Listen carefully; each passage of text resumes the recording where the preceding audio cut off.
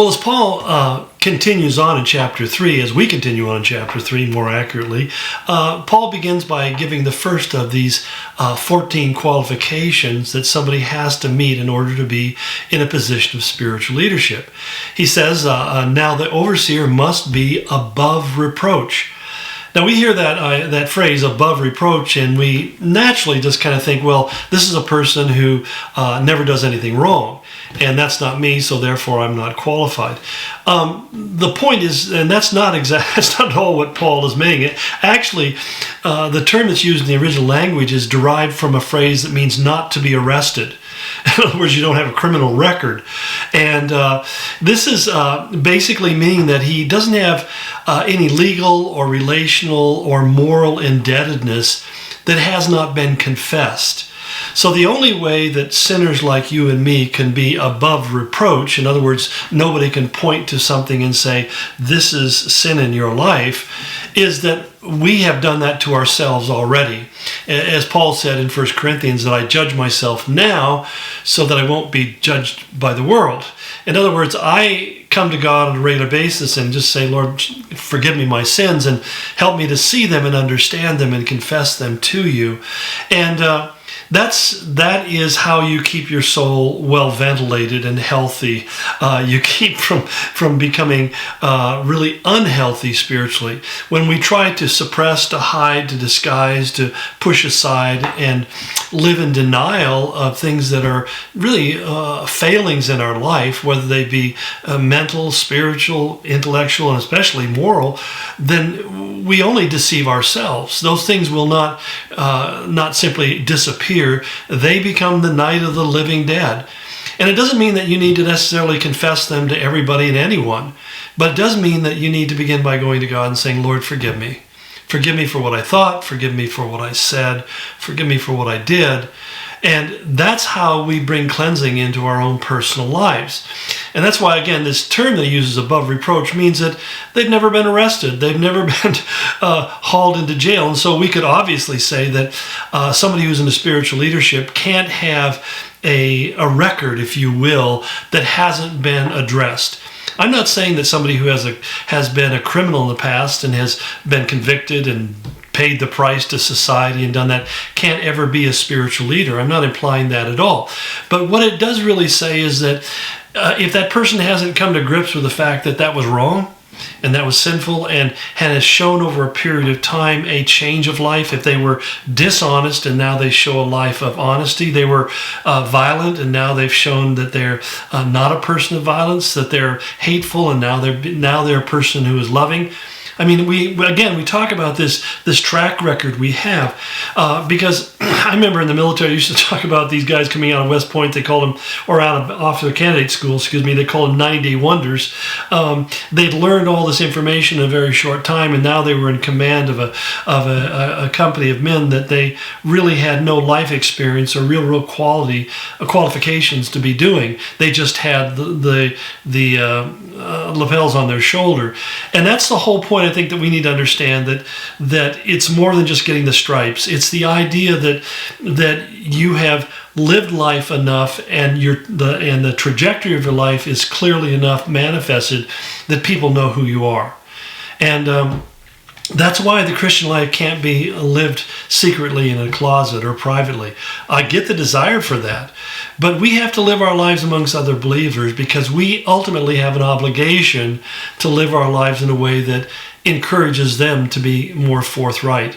In fact, what I think about is in Romans 13:8, Paul makes this interesting statement. He said, owe nothing to anyone except to love one another. In other words, owing nothing doesn't mean you can't take out a loan. I've heard people make that argument as well. But when my wife and I bought our home, we took out a loan. We didn't have that money, even though by today's standards it wasn't much money, but we didn't have the money to pay for it, so we made monthly payments.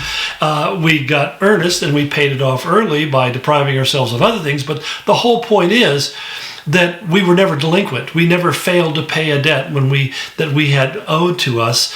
And that's the whole idea of owe man nothing. It's not the idea that you have a debt, but that you've neglected, even intentionally, not to pay that debt. And that applies not only to money and things, but it also applies relationally, that we haven't failed to love other people the way we need to love them. Now, granted, I know right away you're going to say, well, I'm guilty of that. Of course you are. We all are. But the whole point is that we're setting these ideals, these standards that we are to strive before. In fact, I really appreciate the way the NIV, or the Amplified renders this passage. It says, give no grounds for accusation. In other words, that there can be no basis for charging somebody of being immoral or of holding false doctrine. That there are people who are basically truthful, they're honest, they're self-controlled and chaste in their behavior. There's just generally a sense of uprightness, that they are a person who is not only self-controlled, but they live a self-controlled life. And it's important that the very first place that Paul goes to when he's talking about the evidence of that, he says he must be the husband of one wife. So right away, where does he say we need to focus our attention? He says on the marriage. What is going on in the marriage? It's, and I don't say that lightly either, even though my wife and I have been married for 52 and a half years. As I explained to one gentleman I was sitting next to on a plane one time, he said, oh, you're an expert on marriage. And I said, no, I'm a survivor. And the reality is that my wife and I are married because we fear God.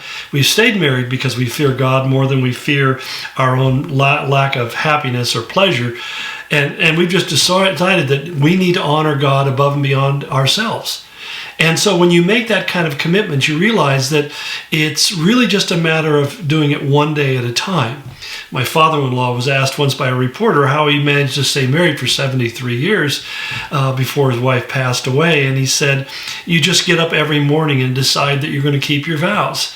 And having lived around in many of those years, I know that's exactly what it was involved, because some days it was downright challenging. So I understand that dynamic. But the whole point is that this is where we have to begin looking at really what is the true character of anybody. Somebody who has gone through multiple marital relationships or just relationships in general is really someone who is searching for something other than God's will for their life. There's something they're trying to satisfy in themselves. And I don't say that to make you feel guilty and ashamed. I know in today's world, a vast number of people, or maybe the majority of people, have gone through the trauma of divorce and broken relationships. And we'll have a chance to talk about that more tomorrow. But I just think at the same time we have to understand that this is one of the things that the world looks at and says, if you guys can't stay faithful to each other, why should we listen to anything you say? It's interesting. Years ago, there was a couple that had written a book, and it was a number one bestseller. I know the guy's name was John Gray. It was called, Men Are for Mars and Women Are for Venus. And boy, it was just a hot thing. They were doing seminars on PBS, and I was curious about it, so I looked into it and found out that the two had used to be married to each other, and they were at that time divorced. In fact, he had been married and divorced I think 2 times, and she had been married and divorced 3 times, and now they were the authorities on marriage and how to be happy in marriage. And I thought, isn't this ironic? They have never achieved that success themselves, but they're held up as experts teaching others on how to do it. It's like the couple that came to me and wanted me to marry them, and they'd both been through divorce and wanted to remarry. And the point was, I said, you need to really go through premarital preparation. And their argument was, we've both been married, so we know what marriage is about. We don't need to do that. And I said, yeah, but both of your marriages failed, and you need to take some time to really examine what was wrong. It may not have been your fault completely, but it was partially your fault. You need to really understand what is it about you and your understanding of marriage that has led to some of the problems. And again, I'm not saying that you're totally at fault, but every one of us has to be willing to look at ourselves.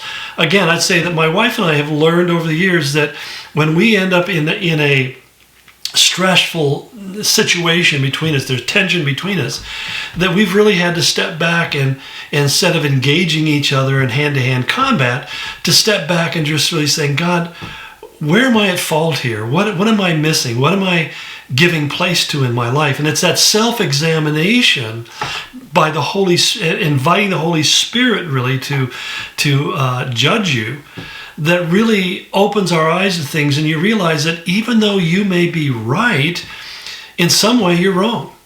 And at the end of the day, you may win the battle and lose what's most important to you. And so it's really important that we be people who are kind of always allowing ourselves to be examined by the Lord. We're saying, like David did in Psalm 139, search me, O God, and know my heart, and see if there is any wicked way in me.